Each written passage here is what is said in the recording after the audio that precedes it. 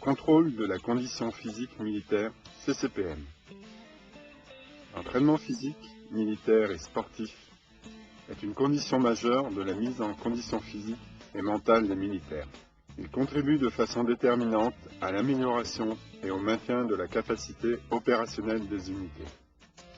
Le nouveau système d'appréciation individuelle comprend deux volets. Le contrôle de la condition physique, générale commune aux forces armées. Elle est obligatoire et trouve son fondement dans le socle commun des disciplines. Course à pied, natation, musculation. Le contrôle de la condition physique spécifique, facultative et laissé à l'initiative de chaque armée et de la gendarmerie. Là où les épreuves retenues seront destinées à évaluer une aptitude générique d'armée et ou des capacités particulières liées à certains métiers, commando, troupes alpines, pilotes, plongeurs. L'aptitude médicale du militaire à effectuer le CCPM est évaluée une fois par an par le médecin d'unité lors de la visite systématique annuelle. Le certificat d'aptitude médicale doit être présenté par le militaire le premier jour des tests. 3 aptitudes physiques ont été identifiées pour le contrôle de la condition physique générale. L'endurance cardio-respiratoire, l'aisance aquatique, la capacité musculaire générale. Chaque aptitude est contrôlée par un test. L'épreuve d'endurance cardio-respiratoire. 3 tests sont possibles. Le Cooper, le Valmeval, le lutte léger. Le Cooper. Il s'agit de réaliser un test de marche courte de 12 minutes, parcourir à l'allure de son choix et sans marquer d'arrêt la plus grande distance possible.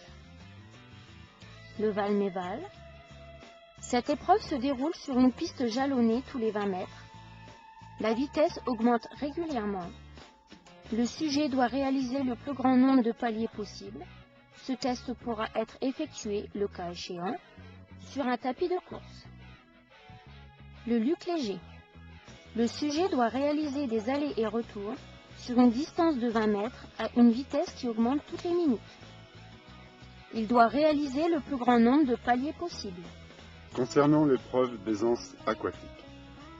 Après un départ plongé ou sauté, parcourir 100 mètres dans un style de nage libre, puis sans interruption, effectuer une apnée en immersion complète sur une distance de 10 mètres le plus rapidement possible. Le passage de la ligne des 10 mètres d'apnée marque l'arrêt du chronomètre. Dans les virages, le nageur peut toucher le mur avec n'importe quelle partie du corps. Il ne lui est cependant pas permis de prendre pied au fond du bassin.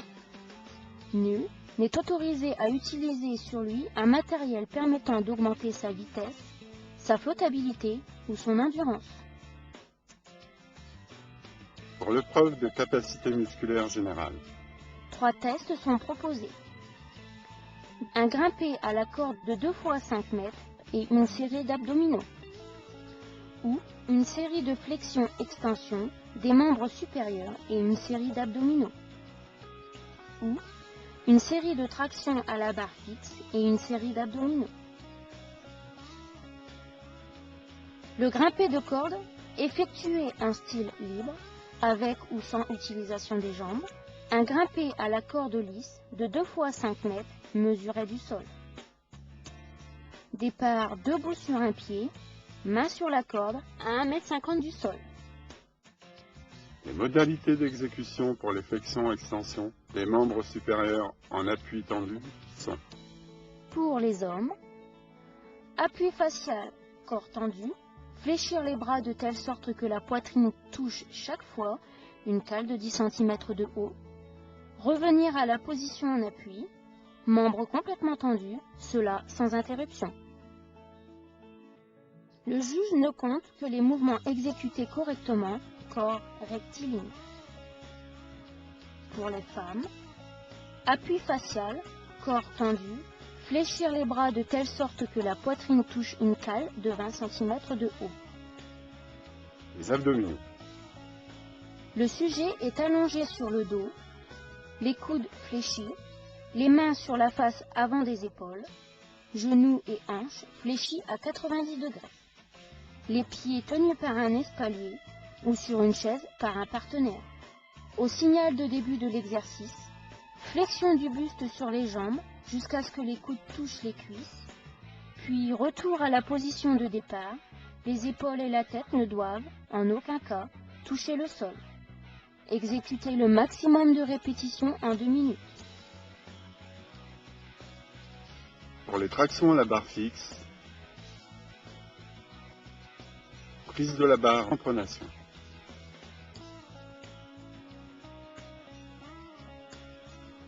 Flexion simultanée des bras jusqu'à ce que le menton soit au-dessus de la barre, puis descendre jusqu'à la position bras tendus. Exécutez le maximum de traction sans limite de temps.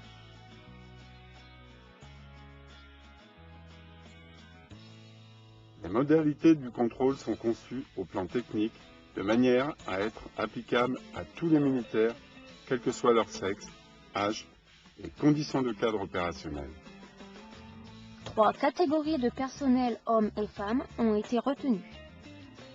Senior jusqu'à 39 ans, vétéran 1 ou master 1 de 40 à 49 ans, vétéran 2 ou master 2 à partir de 50 ans.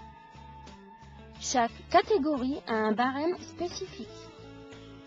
Les 3 aptitudes physiques sont notées sur 20 points, soit un total de 60 points maximum.